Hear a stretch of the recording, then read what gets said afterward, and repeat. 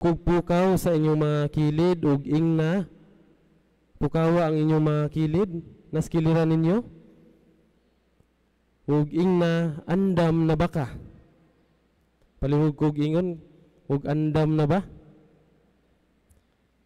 Mga igsuon kung atong mahinumduman, pero sure kitang tanan nakahinumdum ani, karon ang kasumaran sa unsa man?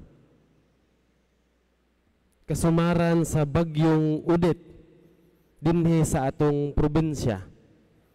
Daghang nangaguba nga mga balay, daghang mga panginabuhian ang nawala, ug adunay nawad-an sa ilang mga minahal sa kinabuhi. Dili sayon ang atong naagian kaniadto, pero luyo niini nagpadayon ta og nagmaisugon inubanan sa mga pag-ampo o pagsalig sa atong manunubos nga si Jesucristo. Maigsuon karon maisugon tang sugdan ang nobinaryo nga may kalipay sa atong kasing-kasing aron pag-andam sa umaabot nga Pasko ug pagkatao sa atong manunubos. Ug karon dili nato gusto nga mulabay lang ning Pasko nga mahuman nga walay mahabilin nga marka sa atong kinabuhi. Maigsuon ang atong ebanghelyo karon, nagpahinumdum ka nato nga kita pwede ug angayan mamahimong suga nga nagsiga sama ni Juan nga naa sa atong ebanghelyo, nga nahimong suga nga nagsiga aron matultulan ang mga tao padung ni Jesus ang tinuod nga suga sa atong kinabuhi. Mga igsuon, John led the people back to Jesus. He invited the people to fix their gaze on Jesus. Mga igsuon, let us fix our eyes on the very reason of everything. Kinsa man ni siya? Walay lain ang atong manunubos nga si Jesus. Mao ni ang unang imbitasyon nato karon, atong i-fix ang atong mga kasing-kasing ngadto kang Jesus. Fixing our hearts in Jesus. Karong panahona, gubot atong mga hunahuna ug wala nahimutang. Nganuman, sige tag hunahuna ug dekorasyon sa atong mga balay kay Pasko na lagi. Even sa kumbento, galisod ni gunahuna unsay i-decorate. Si Joseph, nag-decorate og Christmas tree, pero hiwi.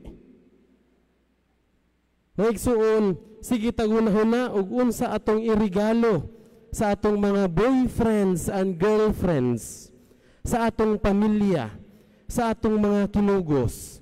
Hinaot sa pag-aten nato ning Misa de Gallo, atong pangitaon ang mensahe ni Jesus para kanatong tanan. Kaning Pasko dili usa ka tradisyon lang. Again, kaning Pasko dili usa ka tradisyon lang. Usa kini ka spiritual nga kasinatian o spiritual experience para kanatong tanan. Kaning Pasko dili lang about unsay handa or unsay regalo inig Pasko. It's about fixing our hearts in Jesus. Ikaduha, igahin atong mga kasing-kasing sa pagsakripisyo. Enable our hearts to sacrifice. Kaning Misa de Gallo, kailangan og commitment. Mo commit bata ani. Kailangan mo sayo og mata. Kailangan mo makumpleto ang 9 days aron mag-grant ang wish. Pero ang uban, ikatulo, ikaupat pa lang nga Misa de Gallo, wa na. Gikapuya na. Ang uban, gikapuy na kay usahay magduwa para basketball. Or naapay mga trabahoon. Maigsuon, kung gusto nato nga mataw si Jesus sa atong kasing-kasing, musakripisyo ta. Atong paningkabutan kini. Atong hinumduman kini mga igsuon, nga ang usa ka butang nga wala paningkamuti ug wala sakripisyo walay kwenta na nato.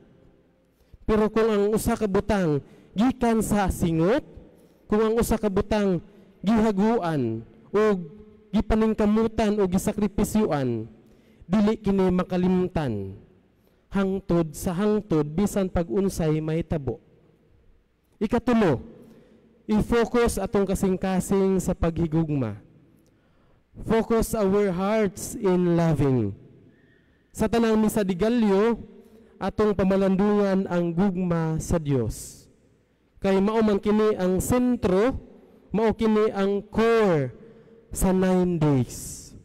Ang pagkatao sa anak sa Dios mao'y timailhan nga buhaton tanan sa Ginoo para sa iyang mga gihigugma o gimahal. Kinsa man ang iyang mga gihigugma o gimahal, walay lain kitang tanan. Mga igsoon, tungod ana mao kini ang hagit nato karon. I-focus ang atong mga kasing-kasing sa paghigugma. For love is the very essence of Christmas. Again, love is the very essence of Christmas. Di ba kung maabot ang month of December, nag-expect dayon kung unsa ang atong madawat nga regalo. What if kita na pod ang maghatag og regalo? What if og kita na po'y mupaambit og regalo ngadto sa uban? Mga igsuon kani dili jud ni bugat para kanato for sure. Siguro ang regalo nga atong ihatag sa uban, smile ug pag-greet ug kumusta sa atong mga kaaway. Munang lingia daw balik inyong mga tapad, ayaw kauwaw ug isiga ang mata. Lingia inyong mga tapad ug smiley. Smile na good, ayaw lagbuga kay basig napay kuan. Smiley la inyong tapad. Siguro mga igsuon, oras ug panahon sa atong pamilya nga nalayo na kanato. Siguro bisag gamayng thank you o salamat sa mga nitabang kanato. Mga igsuon, focus our hearts in loving. Himuon natong meaningful ang atong misa di Galyo karon. Dili unta nato palabyon kini nga murag walay nahitabo ra. Hinaot gamito nato kini nga usa ka suga nga nagsiga diha sa atong mga kasing-kasing. Mga igsuon, let ourselves also be a light to others. Again, let ourselves also be a light to others. Ug sa katapusan, lingi agbalik inyong mga tapad, kay basig parok-parok na, ug ingna, huy, pagsiga na.